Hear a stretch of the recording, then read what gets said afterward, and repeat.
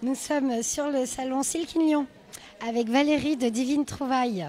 Valérie, c'est la première fois que tu fais le salon Silquignon? C'est pas la première fois, c'est la 1, 2, 3, quatrième fois si je ne me trompe pas. Oui.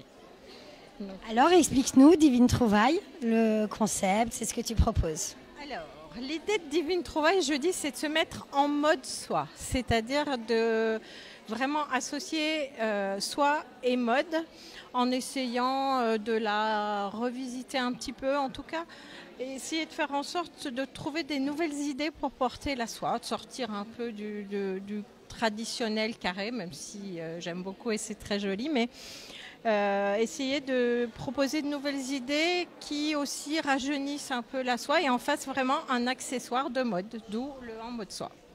Oui, et donc on a repéré ces nouveaux lacets qui ont l'air de cartonner, si je puis dire. Oui, mais il ne faut pas trop en parler parce que je ne vais plus en avoir des ce soir. Donc, oui, c'est vraiment ça dans les idées justement de faire porter la soie autrement. Alors, à l'origine, on dessine et on conçoit des petits bandeaux foulards comme ça, toujours réversibles. Un format que j'aime beaucoup pour sa polyvalence parce qu'on le porte autour du cou, on le noue dans les cheveux, on le porte à la ceinture, ça fait le tour de tout le monde puisque ça fait presque 1,40 m, voilà.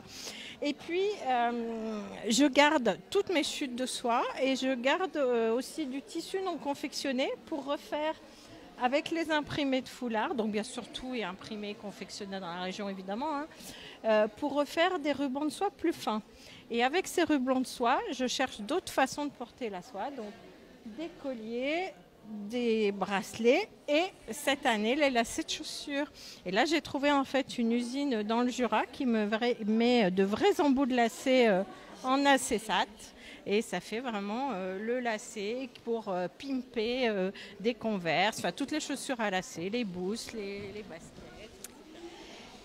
Et est-ce que tu peux nous parler également de la collaboration autour des manchettes et des cols? Collaboration avec Delphine qui a sa marque aussi, mes 3 étoiles Lyon, et on s'est rencontrés il y a un peu plus d'1 an maintenant parce que Delphine faisait des manchettes mais en broderie anglaise. Donc le concept. Delphine, venez vous montrer. Ah bah les voilà. Venez nous montrer les manchettes. Le concept de la manchette, c'est un peu une tricherie, c'est-à-dire c'est de faire croire sous un pull, sous un blazer, sous un blouson qu'on porte quelque chose avec des manches qui dépassent.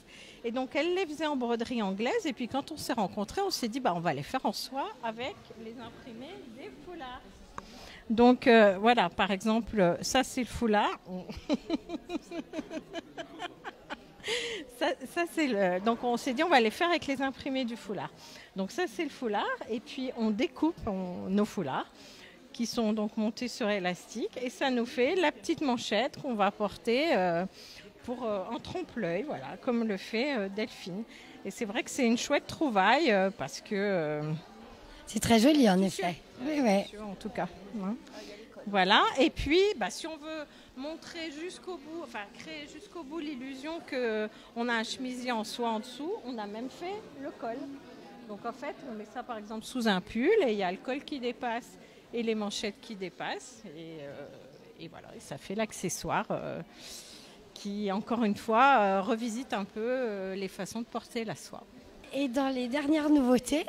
Dernière trouvaille, pour faire de la concurrence avec Maud, la bandoulière de téléphone en soie, toujours avec l'imprimé de foulard, ou la petite dragonne aussi pour chercher le téléphone dans son sac.